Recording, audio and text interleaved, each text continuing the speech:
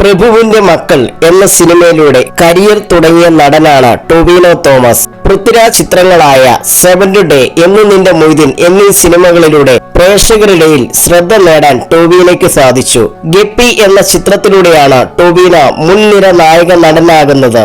ഒരു മെക്സിക്കൻ അപാരത എന്ന ചിത്രത്തിലൂടെയും ടൊവിനോയ്ക്ക് വലിയ സ്വീകാര്യത നേടിക്കൊടുത്തു. കരിയറിന്റെ തുടക്കത്തിൽ മോഹൻലാലിനൊപ്പം കൂതറ എന്ന ചിത്രത്തിൽ അഭിനയിച്ചപ്പോഴുള്ള അനുഭവം പറയുകയാണ് ടൊവിനോ.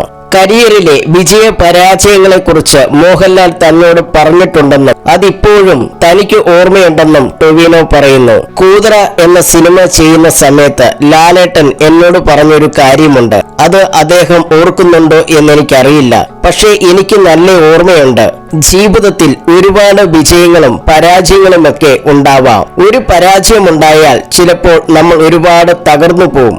എന്നാൽ ആ പരാജയം ഉണ്ടാകുമ്പോൾ അതിനു മുമ്പുള്ള വിജയത്തെക്കുറിച്ച് ആലോചിക്കുമ്പോൾ താരതമ്യേന ചെറുതായി തോന്നുമെന്ന് ലാലേട്ടൻ പറഞ്ഞു. പഴയ നല്ല സക്സസ് കാലത്തെക്കുറിച്ച് ഓർത്തിരുന്നാൽ നമുക്കൊരിക്കലും പരാജയത്തെക്കുറിച്ച് ഓർത്ത് വിഷമിക്കേണ്ടി വരില്ല. നമുക്ക് അതിൽ മുന്നോട്ട് പോകാൻ പറ്റും. ഒരു പരാജയമെന്നാൽ ഒന്നിന്റെയും അവസാനമല്ല. സക്സസിനു വേണ്ടി കൂടുതൽ ഹാർഡ് വർക്ക് ചെയ്യാനുള്ള പ്രചോദനമാണത്, ടൊവിനോ പറയുന്നു.